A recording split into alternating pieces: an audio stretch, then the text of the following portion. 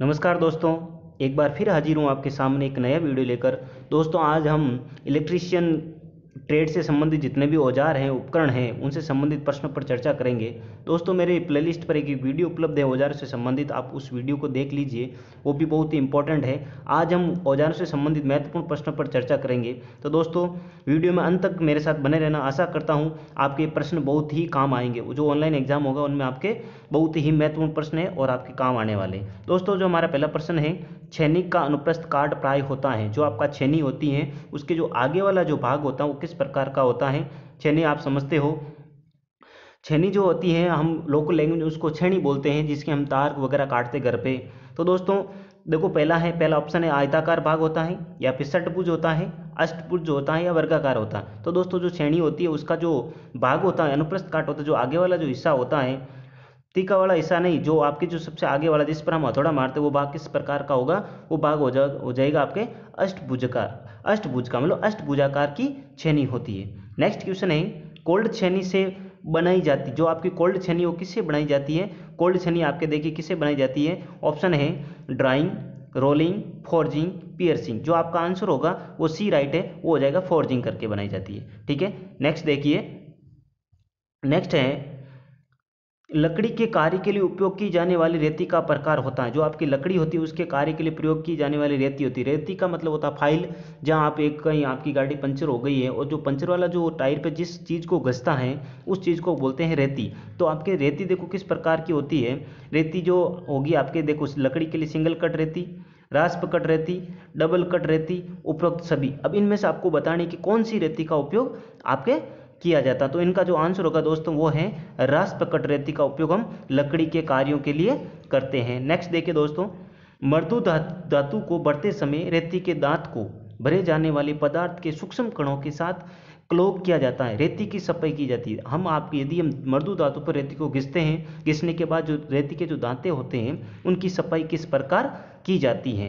दोस्तों उनकी सफाई करने के लिए किसका उपयोग करते हैं हम, देखो पानी से धोकर तो हम कर नहीं सकते, तनु अम्ल से धोकर, लकड़ी पर इसे रगड़कर, या फिर रेती कार्ड का उपयोग करके। इसका आंसर होगा आपका रेती कार्ड का उपयोग करके। रेती साफ करने के लिए कार्ड आता है, उसका उपयोग करके हम रेती की सफाई कर सकते हैं। नेक्स्ट देखिए दोस्तों, नेक्स्ट है एक रीप आरी है। जो आपके रीप आरी का मतलब आपके जो लकड़ी काटते हैं, रीप आरी है वो क्या होती है। देखो दोस्तों ऑप्शन है केवल ग्रीन कटिंग के लिए उपयोग की जाती है, दो लकड़ी के हैंडल के साथ एक संकरी ब्लेड है, या फिर दो मेंस आरी है, या फिर उपरोक्त सभी। इनमें से आपको बताना है कि आरी एक रीप आरी क्या होती है। तो वो रीप आरी है केवल ग्रीन, ये ऑप्शन आपका राइट है, वो है केवल ग्रीन कटिंग के लिए उपयोग की जाती है। जो रीप आरी का उपयोग हम केवल ग्रीन कटिंग के लिए उपयोग में लेते हैं। नेक्स्ट क्वेश्चन देखो दोस्तों, नेक्स्ट क्वेश्चन है स्लोट की चौड़ाई मापने के लिए कैपिलर होता है। जो आपका स्लोट होता है, स्लोट का मतलब होता है खांचा। जो आपका कोई खांचा बना होता है, कोई जगह बनी होती है, अंदर जगह बनी होती है, उस जगह का उपयोग किस कैपिलर का उपयोग करते हैं। दोस्तों कैपिलर होता है क्या, पहले तो वो देख लो। आपके जो बॉक्स आता है, ज्योमेट्री बॉक्स होता है, उसमें दो प्रकार, एक तो होता है प्रकार होता है, और दूसरा उस जो इस प्रकार की आकृति होती है, इस प्रकार जो दोनों तरफ यहाँ पे सुई होती है, यहाँ पर भी सुई होती है, यहाँ पर भी होती है, उस इसको बोलते हैं हम कैपिलर बोला जाता है। अब इस कैपिलर का उपयोग हम कहाँ करते हैं, देखो दोस्तों स्लोट की चौड़ाई मापने के लिए कौन सी कैपिलर का उपयोग होता है। जो चार है देखो, भीतरी कैपिलर, जेनी कैपिलर, विषम लेग कैपिलर और बाहरी कैपिलर। तो दोस्तों इसका जो आंसर होगा वो होगा भीतरी कैपिलर, क्योंकि हमें स्लोट को भीतर से मापना है, इसलिए भीतरी कैपिलर हो गया। नेक्स्ट देखिए, नेक्स्ट है चित्र में किस प्रकार की फाइल दर्शाई गई। चित्र है उसमें किस प्रकार की आपके फाइल दर्शाई गई। जो आपके फाइल है इसको बोलते हैं रेती बोला जाता है। ये किस प्रकार की रेती आपको बताना है। पहला है सिंगल कट फाइल, दूसरा है रास्प कट फाइल, तीसरा आपका ऑप्शन है डबल कट फाइल, और चौथा ऑप्शन है कर्व कट फाइल। अब इनमें से आपको बताना है कि ये कौन सी रेती है। देखो दोस्तों इसमें क्या होता है कि देखो इस प्रकार की आपको लाइनें दिख रही है, इसमें केवल इस प्रकार एक तरफ ही लाइनें दिख रही है, दूसरी तरफ लाइनें नहीं है। मतलब लाइनों की जो संरचना है वो एक ही तरफ है इस प्रकार की। तो हम इसको क्या कह सकते हैं, ये आपकी सिंगल कट रहती। कौन सी रहती है, सिंगल कट रहती। इसका ऑप्शन ये सही होगा, ए ऑप्शन सही है इसका। नेक्स्ट देखिए, किस सामग्री से हैमर का हेड बनाया जाता है। जो हैमर आपको किसको कहते हैं, हथौड़ा को। जो हथौड़े का जो हेड होता है वो किसकी सहायता से बनाया जाता है। हथौड़ा का हेड जहाँ से हम चोट मारते हैं उस हेड को बनाने के लिए किसका प्रयोग किया जाता है। दोस्तों हथौड़े का जो हेड होता है, ड्रॉप फोर्ड लिखा है, ये फोर्ड नहीं है, यहाँ पे ज आएगा आधा, फोर्ज्ड क्या हो जाएगा, ड्रॉप ड्रॉप फ्रोज्ड कार्बन स्टील का बनाया जाता है। ये ऑप्शन आपका सही है इसमें। नेक्स्ट देखिए, नेक्स्ट है फील्ड सरफेस। यहाँ पे सरफेस लिखा है। फील्ड सरफेस की स्क्वायरनेस की जांच करने में किस यंत्र का उपयोग किया जाता है? आपकी जो फील्ड सरफेस, फील्ड का मतलब किसी भी धातु की जो ऊपर वाली जो सतह होती है, उस ऊपर वाली सतह की स्क्वायरनेस की जांच करने के लिए किस यंत्र का उपयोग किया जाता है? तो देखिए इसका जो ऑप्शन है उसमें लिखा है straight edge, try square, universal surface gauge और रूल स्टील। इनमें से आपको बताना, ये यंत्र लिखे हैं, इनमें से किस यंत्र का उपयोग हम किया जाता है। तो हम उनका उपयोग करने के लिए हम ट्राई स्क्वायर का उपयोग करते हैं। जो आपका ट्राई स्क्वायर है हम उनका उपयोग करते हैं। ये ट्राई स्क्वायर होता है क्या दोस्तों? आप छोटा गज होता है, आपने गज देखा होगा, इस प्रकार की आकृति होती है, छोटा गज होता है जिसको हम गुनिया भी बोलते हैं। हमारी भाषा में क्या बोलते हैं उसको? गुनिया बोलते हैं। हम इसका उपयोग किस लिए करते हैं? फील्ड सरफेस की स्क्वायरनेस की जांच के लिए हम ट्राई स्क्वायर का उपयोग करते हैं। नेक्स्ट देखिए, नेक्स्ट है दोस्तों, लकड़ी से कील निकालने की में किस प्रकार के हैमर का प्रयोग किया जाता है? जो आपके लकड़ी से कील निकालनी है, लकड़ी से कील निकालने का के लिए आप किस प्रकार के हथौड़े का प्रयोग करते हैं? हैमर का मतलब होता है हथौड़ा। देखो किस प्रकार होता है, देखो पहला होता है ball pin hammer, cross pin hammer, straight pin hammer और कला हैमर। तो इनमें से देखो दोस्तों क्या होता है, जो कला हैमर होता है, इस प्रकार का हम उपयोग, कला हैमर में क्या होता है दोस्तों, इस प्रकार की संरचना होती है, आगे का हिस्सा इस प्रकार होगा, इस प्रकार की संरचना होती है कला हैमर की, जो आगे वाला हिस्सा इस प्रकार और यहाँ पर एक लकड़ी का डंडा लगा होता है। तो हम यहाँ पर क्या करेंगे, यहाँ पर कील को फंसाकर कील को बाहर निकालेंगे, इस प्रकार को कहते हैं कला हैमर। बॉल पिन हैमर, जिसमें बॉल की आकृति होती है इस प्रकार, आगे क्या होती है आपके बॉल की आकृति होगी, हम इसको कहते हैं बॉल पिन हैमर। ठीक है। Cross pin hammer, cross pin का मतलब आगे का हिस्सा जो होता नुकीला होगा। ठीक है। स्ट्रेट पिन हैमर, इसमें भी होगा, जो आगे का हिस्सा जो होगा वो सीधा होगा। ठीक है। तो कला पिन हैमर का उपयोग हम क्या करेंगे, लकड़ी से कील निकालने के लिए। नेक्स्ट क्वेश्चन है, कुंजी मार्ग और खांचे काटने में किस प्रकार की चीजल का प्रयोग किया जाता है? देखो चीजल क्या होती है, चीजल होती है आपकी छेनी होती है ना, उसको बोलते हैं, इंग्लिश में बोलते हैं चीजल। अब चीजल का प्रयोग हम कहाँ करेंगे, देखो कौन सी चीजल का प्रयोग करेंगे खांचे काटने के लिए? अब इसमें लिखा देखो, flat chisel, cross cut chisel, diamond point chisel और हाफ राउंड नोज चीजल। तो हम दोस्तों इनमें से कौन सी चीजल का उपयोग करेंगे? वो है सी, आपका ऑप्शन सही है, वो है डायमंड पॉइंट चीजल। ठीक है। नेक्स्ट देखिए, नेक्स्ट है दोस्तों, नेक्स्ट प्रश्न है आपका, ट्राई स्क्वायर के अनेक प्रयोग हैं, लेकिन ट्राई स्क्वायर का उपयोग निम्न कार्यों में नहीं किया जाता। देखो ट्राई स्क्वायर जो आपका गुनिया होता है उनके उपयोग बहुत है, लेकिन ट्राई स्क्वायर का उपयोग इनमें से किस में नहीं किया जाता, वो आपको बताना है। देखो, कार्य के समांतर सतह को जांचना, पहला ऑप्शन है। दूसरा है क्षेत्र की वर्गाकार सतह को जांचना। तीसरा है समतल सतह को जांचना। चौथा है कार्य के एक किनारे पर 90 डिग्री पर रेखांकन करना। देखो 90 डिग्री पर किया जाता है, क्योंकि वो 90 डिग्री पर सेट होता है, इस प्रकार एल आकृति होती है, तो 90 डिग्री, तो ये तो सही है। समतल सतह की जांच करना, ये भी ऑप्शन इसका सही है।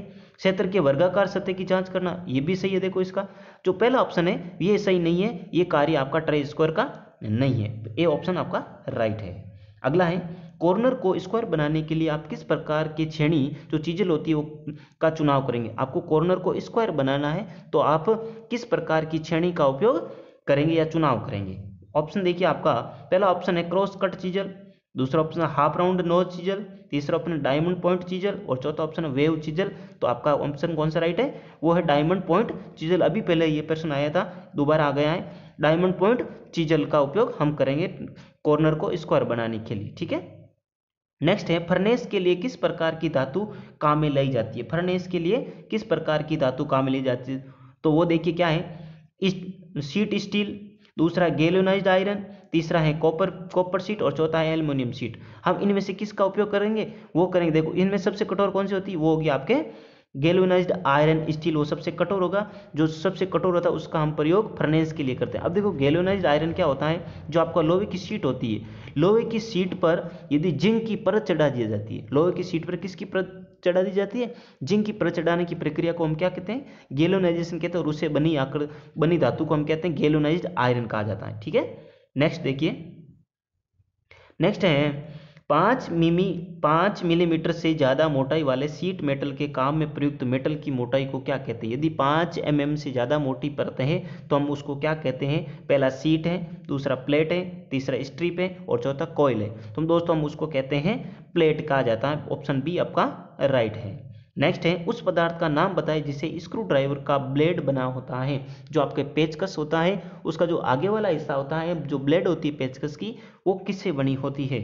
वो देखिए, पहला टेम्पर्ड स्टेनलेस स्टील की, दूसरा है कठोर और टेम्पर्ड माइल्ड स्टील की, तीसरा कठोर और टेम्पर्ड सॉफ्ट स्टील की, और चौथा है कठोर और टेम्पर्ड कार्बन स्टील की। तो दोस्तों आपका चौथा ऑप्शन सही है, कठोर और टेम्पर्ड कार्बन स्टील की आपके जो स्क्रू ड्राइवर की ब्लेड बनी होती है। नेक्स्ट देखिए, जहां अंगुलियां नहीं पहुंचती हो वहां छोटी वस्तु को पकड़ने के लिए किस प्रकार के औजार का इस्तेमाल किया जाता? आप यदि काम करते हो और आपकी उस जगह में अंगुलियां नहीं पहुंच रही है, तो आप किस प्रकार के औजार का इस्तेमाल करेंगे? पहला ऑप्शन है फ्लैट नोज प्लायर, दूसरा वो लॉन्ग नोज प्लायर, तीसरा है साइड कटिंग प्लायर, और चौथा है राउंड नोज प्लायर। तो दोस्तों प्लायर का मतलब होता है आपके जो लोकल लैंग्वेज में आप बोलते हो प्लास बोलते हो, ठीक है। प्लास को ही क्या बोला जाता है? प्लायर बोला जाता है आपके इलेक्ट्रिशियन लैंग्वेज में। तो देखिए, किस लॉन्ग नोज जो प्लायर होती है इसका आप उपयोग कहाँ करोगे? इसका उपयोग करोगे आप जहां आपकी अंगुलियां नहीं पहुंचती है, वहां से कोई वस्तु को निकालने के लिए। तो दोस्तों लॉन्ग नोज का मतलब जो प्लायर लंबी होती, ठीक है।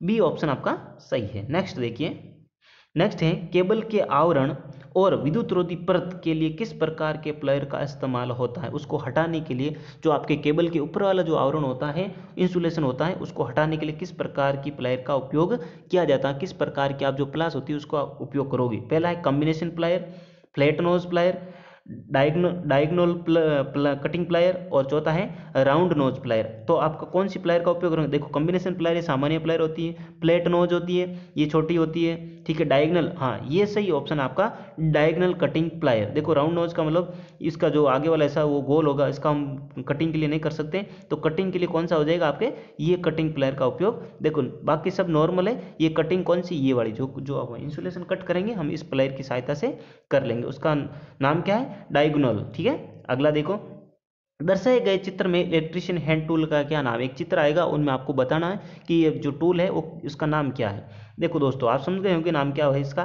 देखो, combination plier, hand creeping plier, side cutting plier, flat knows plier. देखो प्लायर तो है, प्लास तो है, लेकिन इनमें से आपको बताना है कि ये कौन सी प्लायर है, ठीक है। तो देखो पहला है, ये आपको बताना है, दो ये कौन सी है? आपके कॉम्बिनेशन प्लायर है। कौन सी प्लायर है? Combination plier. ए ऑप्शन आपका राइट है। नेक्स्ट देखिए, हथौड़े का साइज किसके अनुसार मापा जाता है? जो हथौड़ा होता है आपका, आपको उसको साइज मापना है तो हम किसके अनुसार मापेंगे? तो हथौड़े का साइज देखो क्या है, हथौड़े का साइज किस अनुसार मापा जाता है? वो है पिन की लंबाई के अनुसार। जो हथौड़े की जो पिन होती है, जो आगे वाला हिस्सा होता है उसके अनुसार।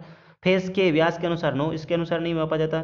हथौड़े के वजन के अनुसार, हाँ हथौड़े का जो वजन होता है हम उसके अनुसार कह सकते हैं कि जो आपके 500 ग्राम का हथौड़ा है या फिर 1 kg का हथौड़ा, हम उस प्रकार उसकी साइज को मापते हैं। नेक्स्ट देखिए, नेक्स्ट है इलेक्ट्रिशियन किस प्रकार के पेचकस का प्रयोग करते हैं? आप इलेक्ट्रिशियन हो तो आप किस प्रकार के पेचकस का प्रयोग करोगे? पहला है भारी कार्य पेचकस, जो है भारी होता है उसको आप कतई उपयोग में नहीं लोगे, ठीक है। हल्के कार्य का पेचकस, हाँ ये ठीक है, ये ऑप्शन आपका राइट है, आगे वाला देखने की आवश्यकता नहीं है। तारे अग्रसीय पेचकस नहीं है। लचीला पेचकस भी आप उपयोग में नहीं लोगे। यदि लचीला लोगे तो आप स्क्रू वगैरह उनको नहीं खोल पाओगे, तो आपका ऑप्शन बी राइट है। आगे है सपाट ठंडी छन्नी किस प्रकार के कार्य के लिए उपयोगी नहीं है? जो आपकी कोल्ड चीजल है, जो कोल्ड चीजल है वो आप किस प्रकार उनको उपयोग में नहीं लोगे? कहाँ पर आप उनको उपयोग में नहीं लोगे? तो देखो आपका पहला ऑप्शन है बड़ी प्लेट सतहों से धातु को काटने के लिए, ठीक है। दूसरा है कार्य वस्तु के कोनों को वर्गाकार बनाने के लिए आप कोल्ड छन्नी का उपयोग नहीं करोगे, ये ऑप्शन आपका सही है। बी ऑप्शन आपका सही है। कास्टिंग की अतिरिक्त धातु को हटाने के लिए, ब्लेडेड जोड़ों को अतिरिक्त धातु को हटाने के लिए भी नहीं है, ठीक है। नेक्स्ट देखो, इंसुलेटेड कॉम्बिनेशन प्लायर के लिए सावधानी रखेंगे उसे। यदि आप इंसुलेटेड कॉम्बिनेशन प्लायर का उपयोग करते हो तो आपको किन किन चीज़ों की सावधानियां रखनी है वो देखो। पहला क्या है? हथौड़े के रूप में प्रयोग नहीं करेंगे।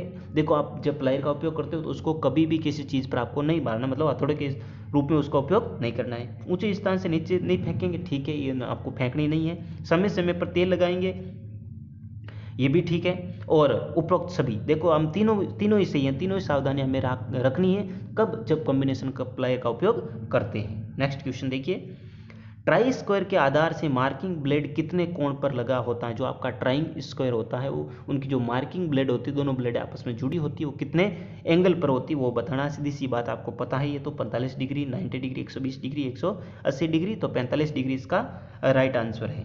लकड़ी का बना होता है। देखो लकड़ी का क्या बना होता है, इनमें से आपको बताना 4 ऑप्शन है। पहला मेलेट, दूसरा ball pin hammer, cross pin hammer और स्ट्रैप पिन हैमर। थोड़ा तो आपको पता है लकड़ी का बना नहीं होता है, तो ऑप्शन ए आपका राइट है। जो मेलेट होता है वो इसका बना होता है।